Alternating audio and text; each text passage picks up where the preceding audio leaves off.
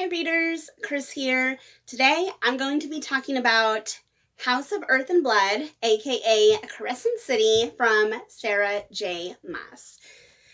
This is the first Sarah J. Maas book I've ever read, and let me tell you, I cannot remember the last time that reading a book was such a roller coaster. I really wish that I had done some sort of a reading vlog because my opinions about this book changed so often during the 800 pages that it was insane. It was crazy. So I am going to talk about the same things I normally talk about, world building, characters, and plot. But first, I just kind of want to talk about my experience in general reading this book because it was a very unique experience. First thing I'm going to say right off the bat, this is a non-spoiler review, so I'm not going to go deep into a bunch of things. Depending on people's interest level, maybe I'll do a separate video about that, but for now, non-spoiler. So in case you're not familiar with this book at all, we basically have this world called Crescent City, which is a city that's supposed to be kind of like any other city in our world, except in this world, this city is full of fairies and angels and werewolves and vampires and basically any fantasy type of character that you could possibly think of. And then we have our main character. Her name is Bryce Quinlan. She is a half human, half fae girl.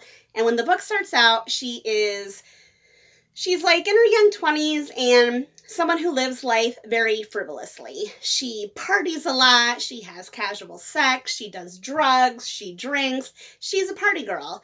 But then something very traumatic happens to her. And this traumatic event, it happens very early in the book, but I'm not going to give it away just in case you haven't read this because I didn't know going into it what the event was, and it was quite shocking. It was shocking.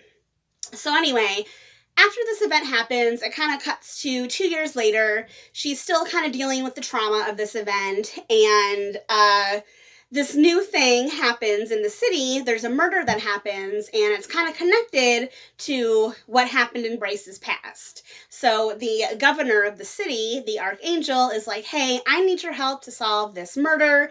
I'm going to assign one of my legion, one of my angels to help you, and you two are going to have to work together to solve this murder. And of course, this simple murder mystery whodunit plot turns into this big, this whole big story of betrayals and backstabbings and what's really going on with the city and who's really in charge and all this other stuff. So that's kind of like the basic setup of this book. Super basic. So now, again, my experience reading House of Earth and Blood. Again, this is the first Sarah J. Maas book I ever read, so I had no idea what to expect in regards to her writing style or anything else like that. So when I started reading this book, within the first 10 chapters or so, I remember putting the book down one night and going, I don't think this book is going to be for me. I don't think I'm going to like this book. Because even though I love fantasy, and there's a lot of fantasy in here that I would love, there's also a lot of cursing, but not just cursing. There's just a lot of vulgar language. So, for example, when it comes to, like I said before, Bryce has casual sex, and when she's talking to her friends, I think her friend makes some comment along the lines of, like, I don't know, did he take his, dick out of you before he checks his phone? Like, just things like that. When I was reading it, I was like, whoa, like, that's really, it felt out of place. But again, I'm not used to her. I'm not used to her writing. It felt very jarring and very out of place and very shocking. And again, with the cursing. Yes, I'm going to be one of those people that says it. I don't mind cursing in books. I am not against cursing in any way whatsoever. But I do think that cursing serves a specific purpose in a story, in a movie, in whatever. It serves a purpose. And that purpose could be for humor. That purpose could be for shock value. That purpose could be you have some swashbuckling, roguish character who's always saying bloody this, bloody that. But when every single person is cursing all of the time, like, it loses its sense of, like, you makes you wonder why it's there. Like, there's nothing that could be told. There's nothing in here that needed the cursing. Like, there's a couple spots when things are getting intense that you could throw an F-bomb in there because the situation calls for it. But the cursing is here is just so often. It's so in your face. It's very... So for me, I didn't like it. I didn't like it. It reminds me of, like, a podcast where someone is, like, trying to be edgy, so they curse all the time. That's how it kind of came across to me. And I'm sorry, I know a lot of people love this book, but that's just the way I felt. So that was the beginning. Yes, we're already like 5 minutes in, and I'm only talking about the beginning of the book. But then, like I said, the book starts to get further into this whodunit murder mystery plot. And this is the part of the book that I really, really liked. I really, really liked. There's a lot of twists. There's a lot of turns. There's a lot of shocking endings. There's a lot of the plot goes in directions that I did not expect. It's got so many twists and turns, and you're left wondering who done it. I thought all that stuff was really, really exciting and really fun to read. So at about the halfway mark, I really started getting into this book, really started getting into it, to the point where there were parts of this book that I actually cried. Like, I felt myself get emotional because I was starting to get connected to the characters. I was starting to feel invested in what happened to them and their relationships. And yeah, I got emotional reading this book. So started off really annoyed, got invested, got really emotional, and then we go to the end. And the ending of this book was a little weird for me, if I'm being honest. It's a little weird. I like the ending of this book, but only to a point. Only to a point. Because I do feel that the ending of this book falls into some fantasy tropes that I don't particularly care for.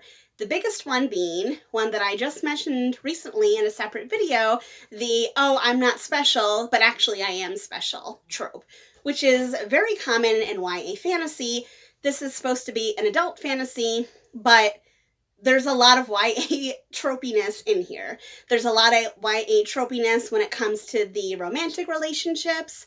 And then, of course, the, "oh, I'm not special, but actually I'm the most special person there ever was." That is in here. And I'm kind of over that trope. I am, a little bit. So at the end of the book, it was a bit hard for me to, like, kind of get over the fact that this trope was happening again. So where does that leave me? Didn't like it, really, really, really liked it, kind of okay. Overall, I loved the world building, didn't like the characters, and I liked the plot for the most part until, like, the very, very end. So overall, I'd say that I probably would try reading this book again to see, like, if my opinions had changed. And I'm definitely going to run out and buy the sequel because I'm one of those people that once I start something, I can't stop. I have no self-control. I'm going to go buy book 2 and see what happens. So that's kind of the base level. So now I'm going to jump in and talk a little bit more about world building, characters, and plot. I'm not going to talk about them very, very long, so just hang on with me here. So world building, like I said, this world is super cool. It's super cool. It's set up just like a normal city was. I kind of compare it to, like, the way that New York City works, where New York City has, like, different neighborhoods. There's Manhattan, and there's the Bronx, and there's Brooklyn. Like, there's different neighborhoods, and it's the same way in Crescent City. You have the neighborhood where all the Fae live, you have the neighborhood where all the werewolf shifters live, etc., etc. And each of those neighborhoods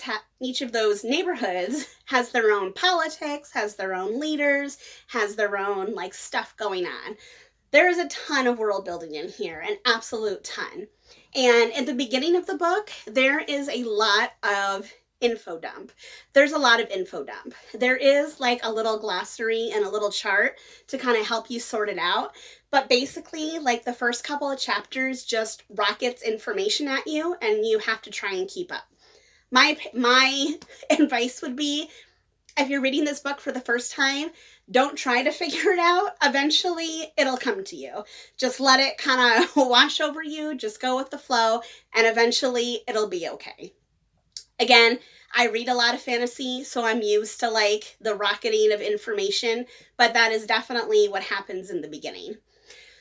But, despite that, like I said, I really like this world. I really like the things in it, and I really like all the little details. There are a lot of small details in here when it comes to the world building that I am obsessed with. And just one, I guess this is it doesn't have anything to do with the plot really, but let me just say there are magical otters in this world, and otters are basically the ferrets of the sea. So for that reason alone, I would want to live in this world for that reason alone. So now I'm going to talk about the characters. There are so many characters in this book, so many characters. But the reason that I don't like the characters as much as the other two sections is because for the most part, and if you're a fan of this book, I know you're going to hate me for saying this, I feel that almost every single character in this book is exactly the same. They're exactly the same. Everyone is super, super hot, super sexy, and everyone is an asshole. Every single character. Even our main character, Bryce. She's an asshole because not just because she curses and drinks and parties, but because at some point she is super mean and disrespectful to people that actually care about her and want to help her. And yes, I know it's a defense mechanism because she's been through a trauma, but she's still an asshole at times, not all the time. So every single character, everyone you meet, they're like, ooh, they exude sexual energy. Everyone is super hot, everyone is super sexy, and everyone's an asshole. So it was really hard for me to connect with any of the characters because I felt like they were all the same. But I will say, because I did say earlier that I got emotional and cried during this book, the one character that I did kind of come around on is our Angel Hunt. So Hunt is the one that has to team up with Bryce to try and solve this murder. And he has a super complex backstory where he was in a rebellion gone wrong. He was on the wrong side. So he's been in servitude for the past however many years, and he's kind of serving out this life sentence. He's basically like a damaged bad boy type character, and if I'm being honest, I mean, I can't help but love me a damaged bad boy. So there were a couple parts involving Hunt, and those are the ones that I got emotional at because he's the character that I like best, even more than Bryce. Again, really disliked Bryce in the beginning, really disliked her through most of the book. Came to an understanding about her at about halfway through. I understood that why she was doing some of the things that she was doing, defense mechanisms, trauma, all that stuff. But then again, the whole, oh, I'm no one special, but really I'm special thing. I'm over it. It really annoys me. And unfortunately, she fell into that trope. So kind of didn't like Bryce. I know. I'm sorry. I like Hunt. I don't like Bryce. So that's all for the characters. And now I'm just going to talk. I've already pretty much talked about the plot when I was talking about my reading experience. But I will just reiterate again, the whole whodunit murder mystery aspect of the story is kind of what I liked most. Even though this is a huge, chunky book, the plot actually moves super, super quickly. Things are constantly happening, and new information is constantly being revealed. There's tons of twists and turns, so the actual reading of that was super, super fun. It is the one thing that kind of kept me going and kept me engaged.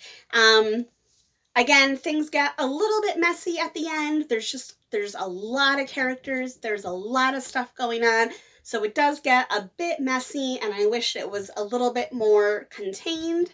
But, I mean, for the most part, I really, really liked the plot. So, even though I've been babbling for 10-15 minutes now, I think that's all I want to say about Crescent City for now. As you can tell, I had a super unique experience reading this book. And, I mean, at the end of the day, I have to say, any book that elicits strong emotions, whatever those emotions are, it's obviously doing something right.